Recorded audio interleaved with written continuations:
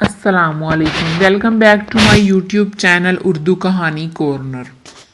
कहानी शुरू होने से पहले हमारे चैनल को सब्सक्राइब कर दें और बेल आइकन के बटन को दबा दें ताकि मज़ीद इस तरह की कहानियाँ आप तक पहुँच जाएं। मनहूस हवेली। जब एक दफ़ा बिजली ज़ोर से कड़की और रोशनी पैदा हुई तो मुझे वो शख्स अपने आगे सड़क पर जाता हुआ नजर आया। इसे देखकर मैं चौंक उठा। बारिश मूसलाधार हो रही थी और रात का अंधेरा पूरी तरह छा चुका था। बादल रह रह कर गरज रहे थे। ये कौन था जो इस वक्त यूं सड़क के किनारे पैदल ही चला जा रहा था? बारिश की वजह से मेरी कार की हेडलाइट्स भी ज्यादा दूर तक काम नहीं कर रही थी। मैंने अपनी मजबूरी के तहत इस मौसम में सफ़र करने पर मजबूर था। मैं यहाँ अपने एक क्लाइंट से मिलने आया था। इस वक्त मौसम खासा खुशगवार था। हल्के हल्के बादल छाए हुए थे मगर बारिश की कोई तवक्को नहीं थी। कारोबारी मामलात हल करने के बाद जब मैंने शाम को वापसी का इरादा किया तो इस वक्त ये बादल कदरे गहरे हो चुके थे। मेज़बानों ने मुझे रोकने की कोशिश भी की मगर कल सुबह मुझे एक दूसरी पार्टी से मिलना तय था, इसलिए आज रात ही मैं घर वापस पहुंच जाना चाहता था। ये तंग सी सड़क जिस पर मैं इस वक्त सफ़र कर रहा था पहाड़ के साथ साथ बिल खाती हुई ऊपर की तरफ जा रही थी। इसके बाद इसने नीचे एक वादी में उतरना था। ये अपने अंदाजे के मुताबिक मैं आधी रात से पहले घर वापस पहुंच सकता था। बारिश का पानी ऊपर की तरफ से सड़क पर बहता हुआ नीचे आ रहा था, इसलिए कार को संभालने में काफ़ी दुश्वारी हो रही थी। तेज़ चलने वाली हवा की वजह से सड़क के साथ पहाड़ी ढलान के ऊपर आगे होते हुए दरख्त यूं खौफनाक अंदाज में लहरा रहे थे कि जैसे अभी कार के ऊपर आन गिरेंगे। इस मौसम में मैं एक तन्हा शख्स का पैदल सफ़र करना वाकई तिराकिन था। जब मैं इसके करीब पहुंचा तो देखा कि वो मुकामी लिबास में मबलूस एक उधेड़ उम्र शख्स है। मुझे इस पर तरस आ गया और मैंने करीब पहुंचकर कार की रफ्तार धीमी कर दी। बूढ़े ने मुड़कर कार की तरफ देखा। इसके कदम भी सुस्त पड़ने लगे थे। मैंने कार रोकी और दूसरी तरफ वाली खिड़की का शीशा नीचे करते हुए इसे कार में बैठने का इशारा किया। बूढ़ा कार की तरफ झुकते हुए बोला, कोई बात नहीं साहेब, आप जाओ, मेरा घर करीब ही है, मैं जल्दी चला जाऊंगा। मेरे इसरार पर वो बूढ़ा हिचकिचाते हुए कार में बैठ गया। मैंने शीशा ऊपर वापस कर लिया और कार को आगे बढ़ाते हुए बोला, इस मौसम में इस उम्र में पहाड़ी ढलान पर सफ़र करना मुनासिब नहीं, मैं आपको आपके घर छोड़ देता हूँ। बूढ़े ने तशक्कुर आमेज़ अंदाज में मेरी तरफ देखा और फिर मुझे अपने घर का रास्ता समझाने लगा। इसका घर इस सड़क पर थोड़ा हटकर एक नशीबी जगह पर था। सड़क से उतरने के लिए जब मैंने कार को सड़क पर डाला तो सामने ही एक घर का हेवला नजर आने लगा। मेरा ख्याल था कि कोई छोटा सा घर होगा मगर मैं देखकर हैरान रह गया कि वो तो कदीम तर्ज तमीर की किला नमा एक हवेली थी। वो अपनी बुलंदोबाला दीवारों और ऊंचे बर्जों की वजह से बहुत पुरहेबत नजर आ रही थी। शायद इस हवेली के बाहर कभी छोटी सी एक चारदीवारी रही होगी, अब वक्त के हाथों बर्बाद हो चुकी थी। इसका अंदाजा मुझे इसकी बाकियत से हुआ। घर के सदर दरवाजे के सामने एक पोर्च बना हुआ था। मैंने कार वहां रोक दी। बूढ़ा कार से निकला और घर के दरवाजे की तरफ बढ़ा। मैंने कार मोड़ने की तैयारी शुरू कर दी। बूढ़े ने घर के दरवाजे पर दस्तक दी और फिर मुड़कर मेरी तरफ देखते हुए बोला, अगर आप जाने से पहले मेरे साथ चाय की एक प्याली पी लें तो मुझे बहुत खुशी होगी। मैं फौरन वापस जाना चाहता था मगर बूढ़े के इसरार पर मुझे अपना इरादा बदलना पड़ा। मैंने कंधे उचकाते हुए कार का इंजन बंद कर दिया। बूढ़े की तीसरी दस्तक पर घर का दरवाज़ा खुल गया। दरवाज़ा खोलने वाला एक नौजवान लड़की थी। वो मुझे बूढ़े की तरह कदीम देहाती लिबास में मबलूस थी। इसकी उम्र 20-25 साल की लगभग थी और जिस्म अच्छा खासा सेहतमंद था। लड़की ने सवालिया नज़रों से मेरी तरफ देखा तो बूढ़ा बोला, अंदर चलकर सब बताता हूँ। फिर मेरी तरफ देखते हुए बोला, आइए अंदर आ जाइए। मैं इनके पीछे पीछे घर के अंदर आ गया। दरवाजे کے بعد ایک چھوٹی سی ڈھیری نما جگہ تھی، اس سے آگے ایک لمبی راہداری جس کے دونوں طرف کمروں کے دروازے نظر آ رہے تھے۔ راہداری کے سرے پر ایک ہال نما کمرہ تھا، وہاں سے سیڑھیاں اوپر کی منزل کی طرف جاتی دکھائی دے رہی تھی۔ اس ہال میں بھی کئی کمروں کے دروازے نظر آئے جو سب بند تھے۔ ایک طرف سیڑھیوں کے قریب کھانے کی میز رکھی نظر آ رہی تھی، اس کے پیچھے شاید باورچی خانے کا دروازہ تھا۔ ہال میں موجود فرنیچر قدیم طرز کا تھا مگر بالکل صاف تھا، شاید روزانہ اس کی صفائی کی جاتی تھی۔ پورے کمرے میں مجھے کوئی بھی بجلی کا بلب نظر نہ آیا، مگر حیرت کی بات تھی کہ روشنی پھر بھی ہو رہی تھی۔ ابھی میں اس بارے میں بوڑھے سے پوچھنے کا ارادہ کر ہی رہا تھا کہ بوڑھا لڑکی سے مخاطب ہوا، نتاشا، جاؤ مہمان کے لیے چائے بنا کر لے آؤ اور ساتھ کچھ کھانے کو بھی لے آنا، انہوں نے آج میری بہت مدد کی ہے۔ نتاشا سر ہلاتی ہوئی باورچی خانے میں چلی گئی۔ بوڑھا مجھے ایک کرسی پر بیٹھنے کا اشارہ کرتے ہوئے خود بھی ایک کرسی کھسکھساتا ہوا اس پر بیٹھ گیا اور میری طرف دیکھتے ہوئے کہنے لگا، یہ میری بیٹی نتاشا ہے، میرا نام خادم ہے، یہاں سے کچھ فاصلے پر ایک گاؤں ہے، میں وہاں ایک ذمہ دار کے ہاں ملازمت کرتا ہوں۔ آج موسم کی خرابی کی وجہ سے کام سمیٹنے میں دیر ہو گئی اور یہ حویلی، میں نے سوالیہ انداز میں آس پاس دیکھتے ہوئے پوچھا۔ بوڑھے نے ایک سرد آہ بھری، یہ ہماری آبائی حویلی ہے، کبھی ہم بھی ذمہ دار تھے، پھر وقت نے ہمیں کنگال کر دیا اور اب ہم دوسروں کی ملازمت کرنے پر مجبور ہیں، مگر اپنے آباء و اجداد کی اس آخری نشانی کو سنبھال کر رکھا ہوا ہے۔ اس کے بعد بوڑھا خادم اپنا گیلا لباس تبدیل کرنے اوپر اپنے کمرے کی طرف چلا گیا۔ میں حال کا جائزہ لینے لگا۔ جب خادم واپس آیا اس وقت نتاشا چائے کی ٹرے اٹھائے وہاں آ گئی۔ چائے کا کپ میرے سامنے رکھتے ہوئے اس نے ایک بار نظر اٹھا کر میری طرف دیکھا۔ اس کی آنکھیں ہرنیوں جیسی موٹی موٹی تھیں، ان میں مصری صحراؤں جیسی کشش اور تیکھا پن تھا۔ جو ہی میری نظر اس کی نظر سے ٹکرائی، مجھے ایک لمحے کے لیے یوں لگا جیسے میرے پورے جسم میں کرنٹ دوڑ گیا ہو۔ حیرت کی بات تھی کہ میں جب سے یہاں آیا تھا اس نے ایک بار بھی نتاشا کو بولتے نہیں سنا تھا۔ کپ رکھنے کے بعد وہ واپس پلٹ گئی اور میں نے بوڑھے آدمی کی طرف دیکھا کہ اس نے میری یہ حرکت نہ دیکھی ہو۔ اسی دوران میں نتاشا دوبارہ باورچی خانے میں گھس گئی۔ چائے پینے کے دوران میں بوڑھا خادم مجھے اپنے بزرگوں اور خاندان کے حالات سناتا رہا، حالانکہ مجھے اس میں کوئی دلچسپی نہیں تھی، مگر میں اس کا دل رکھنے کے لیے پوری توجہ سے اس کی باتیں سنتا رہا۔ چائے پینے کے بعد جب میں واپسی کے لیے اٹھنے لگا تو نتاشا باورچی خانے سے نکل آئی۔ وہ کھڑکی کا پردہ ہٹا کر باہر بارش کی صورتحال دیکھنے لگی۔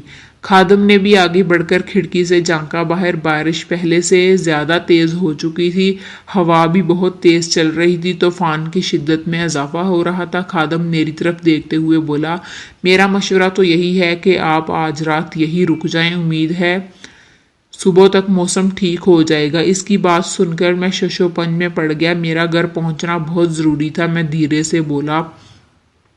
اگر اس موسم نے وقت پر گھر ہی نہ پہنچنے دیا تو پھر سفر کا خطرہ مول لینے کا کیا فائدہ؟ اس دفعہ نتاشا نے میری طرف دیکھتے ہوئے کہا۔ اس کی آواز سن کر مجھے یوں لگا جیسے کسی دور دراز مندر میں کوئی جلترنگ بج اٹھا ہو۔ اس نے کچھ اس انداز میں میری طرف دیکھا کہ مجھے اپنے ارادے متزلزل محسوس ہونے لگے۔ اس کی نگاہوں میں واضح طور پر کوئی سحر تھا جس سے میں بے حد کوشش کرنے کے باوجود بھی بچ نہیں پا رہا تھا۔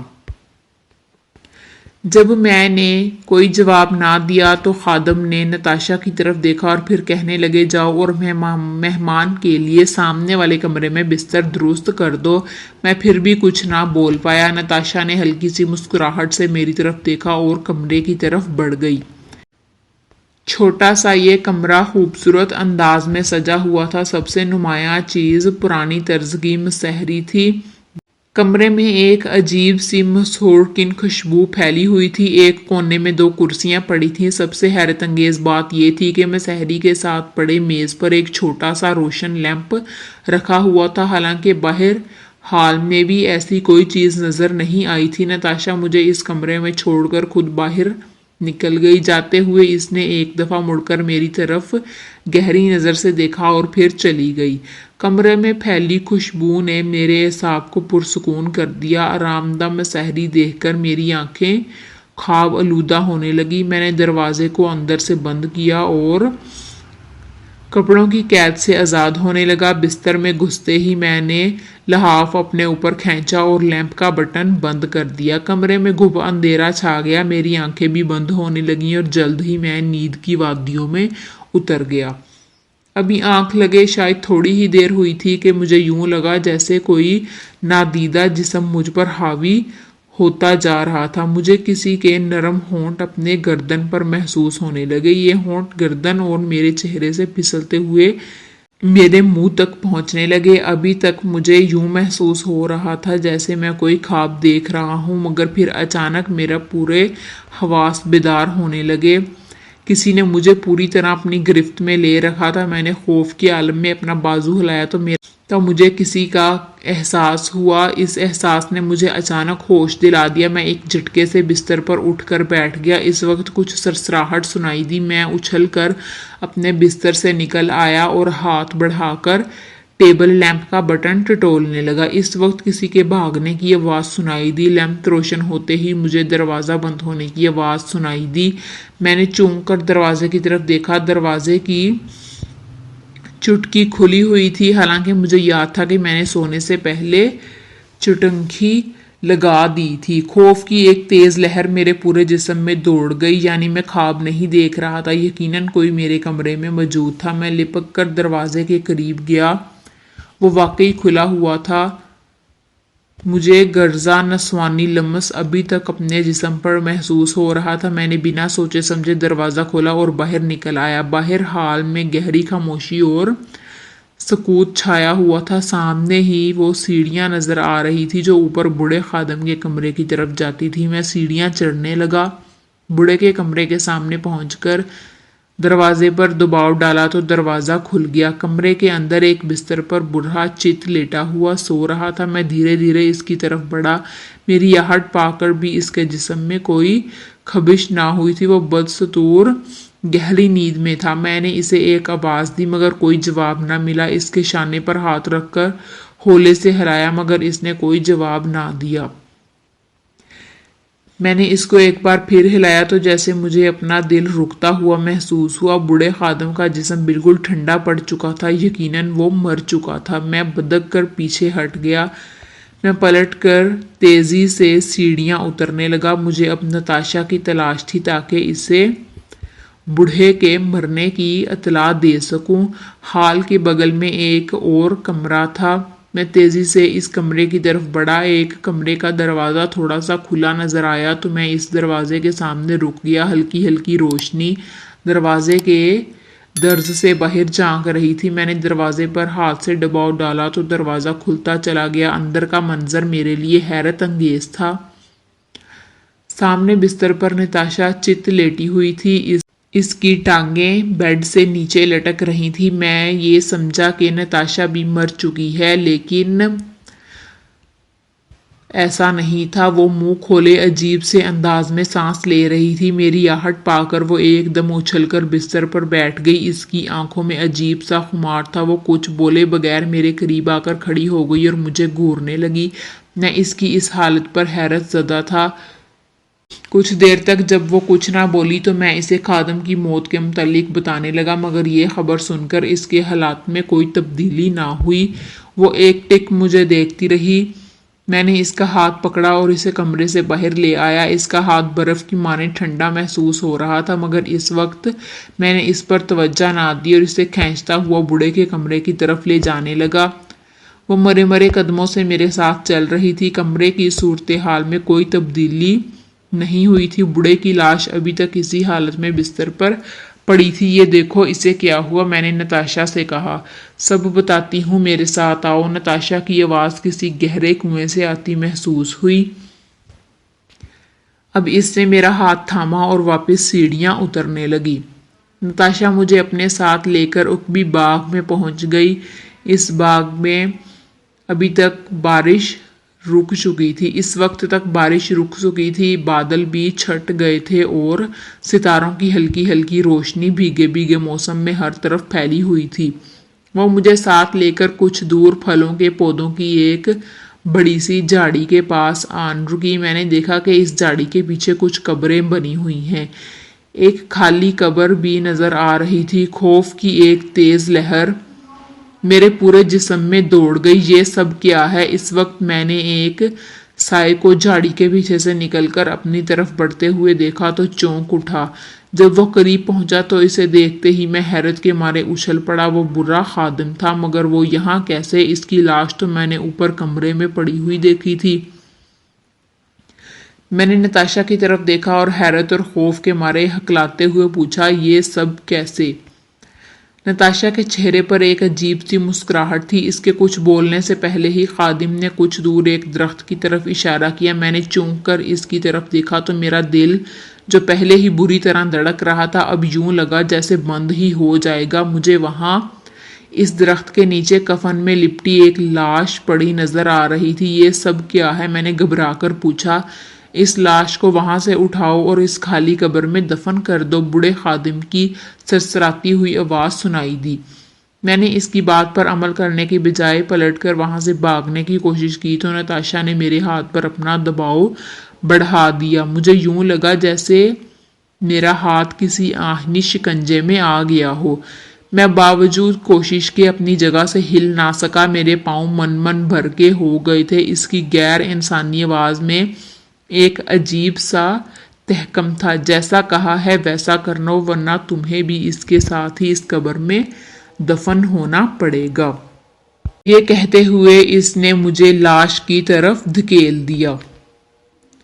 मैं ना चाहते हुए भी इसकी तरफ बढ़ गया। यूं लगा जैसे कोई अनजानी ताकत मुझे इसकी तरफ मानने पर मजबूर कर रही है। मैंने आगे बढ़कर लाश को मुश्किल उठाया।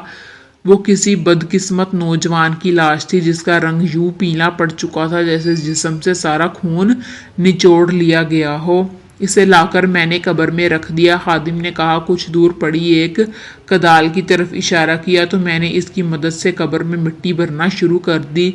इसे एक कब्र की शक्ल देने के बाद जब मैं खड़ा हुआ तो नताशा की आवाज़ दोबारा सुनाई दी, चलो अब एक और कब्र खोदो। ये किस लिए? मैंने चौंक कर पूछा, क्योंकि मुझे वहां कोई और लाश नजर नहीं आ रही थी। तुम्हारे लिए, बूढ़े आदम ने हंसते हुए कहा तो खौफ के मारे कदाल मेरे हाथ से छूट गई। मेरे लिए? मैं तकरीबन चीख उठा। हाँ, तुम्हारे लिए, नताशा ने अजीब सी खरखराती हुई आवाज में जवाब दिया, मगर तुम इस वक्त इसमें अंदर जाओगे जब हमें कोई नया शिकार मिल जाएगा। इसकी बात सुनकर मैं खौफजदा हो गया। शिकार का क्या मतलब है? इसका मतलब हम तुम्हें बाद में बताते हैं, पहले तुम कब्र खोदो। बूढ़ा खादिम खौफनाक लहजे में बोला तो ना चाहते हुए भी मेरे हाथ चलने लगे। बारिश की वजह से जमीन नरम हो चुकी थी, इसलिए मैंने थोड़ी ही देर में जमीन खोद दी। नताशा और बूढ़ा ऊपर खड़े मेरे काम को देख रहे थे। काम मुकम्मल करके जब मैंने अपने माथे से पसीना पहुंचा, जो मेहनत से ज्यादा खौफ की वजह से आया था, तो खादिम हंसते हुए बोला, बहुत खूब, अब कोई और आएगा और तुम्हें इस कब्र में डुबा देगा। फिर वो अपनी कब्र तैयार करेगा और इसका इंतजार करेगा जो इसे कब्र के हवाले करेगा। मैं तुम्हें और तुम्हारी बेटी दोनों को मार दूंगा, मैंने चीखते हुए कहा। मेरी बात सुनकर बूढ़ा खादिम एक बार फिर बुलंद कहका लगाते हुए बोला, क्या पिद्दी और क्या पिद्दी का शोरबा? नताशा मेरी बेटी नहीं बल्कि मेरी शागिर्दा है और हम दोनों पिछले 1500 साल से जिंदा हैं। इसकी बात सुनकर मैं हैरत के मारे उछल पड़ा। वो दोबारा बोला, हम दोनों ने अपनी उम्र बढ़ाने के लिए एक मखसूस अमल किया था जिसमें मामूली कमी रह गई। इसका नतीजा ये हुआ कि हमें तवील जिंदगी तो अता हो गई, मगर मेरी जिंदगी नताशा की जिंदगी से मशरूत हो गई। अब जब तक नताशा जिंदा है मैं जिंदा रहूंगा। नताशा को अपनी जिंदगी बरकरार रखने के लिए जवान इंसानी खून और अपने जिस्म को जवान रखने के लिए एक नौजवान मर्द की जरूरत है। ओह, तो इसलिए तुम किसी न किसी नौजवान का शिकार बनाकर नताशा के हवाले कर देते हो? मैंने पूछा। खादिम ताज़ा कब्र की तरफ इशारा करते हुए बोला, ठीक समझे, ये भी एक ऐसा ही नौजवान है। जब ये नताशा के काम का नहीं रहा तो फिर तुम मिल गए, जब कोई और मिल जाएगा तो तुम अपनी इस कब्र में चले जाओगे और वो अपनी कब्र खोद लेगा। तुम सिर्फ अपनी जिंदगी बरकरार रखने के लिए इंसानी जानवरों पर जुल्म कर रहे हो। मैंने चीख कर कहा, कैसा जुल्म? खादिम मुस्कुराते हुए बोला, जिंदगी मौत के पीछे है और मौत जिंदगी के। जब हमारा शिकार अपने खून और जवानी से महरूम हो जाता है तो फिर हमें इसकी ज़रूरत नहीं रहती। इसकी मौत किसी और की ज़िंदगी बन जाती है। तुम मुझे यहाँ तक रोक सकते, तुम्हारा पाला शायद अभी तक सिर्फ कमज़ोर लोगों से पड़ा है। मैंने अपना खौफ पर काबू पाते हुए कहा। बूढ़े खादम ने मुस्कुराते हुए गहरी नज़रों से मेरी तरफ देखा और फिर कब्र के किनारे बैठे हुए कहने लगा कि तुम अभी चंद दिन में ही नताशा के आदी हो जाओगे। ये तुम्हें नशे की तरह लग जाएगी और फिर तुम किसी काम के नहीं रहोगे और फिर कोई नया शिकार तलाश करेंगे। अचानक मुझे एक ख्याल आया और मेरे रोंगटे खड़े होने लगे। मैंने खादम से पूछा, मगर वो क्या था? मैंने तुम्हारी लाश तुम्हारे कमरे में देखी थी। मेरी बात सुनते ही खादिम हंसने लगा। दरअसल नताशा कई दिन से भूखी थी। वो बेताब होकर जल्दी बाजी में तुम्हारे कमरे में घुस गई, लेकिन तुम्हारी आंख खुलने की वजह से इसे वापस भागना पड़ा। जब तुम इसके पीछे लिपके तो मुझे तुम्हारे जुराने के लिए ये सब करना पड़ा।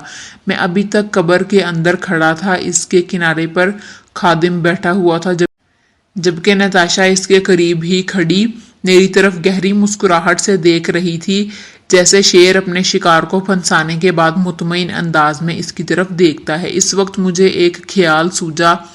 मैंने हाथ बढ़ाकर नताशा को पकड़ा और इसे तेजी से कब्र के अंदर घसीट लिया। मेरे इस अचानक वार से वो संभल ना सकी और सीधी कब्र के अंदर गिरती चली गई।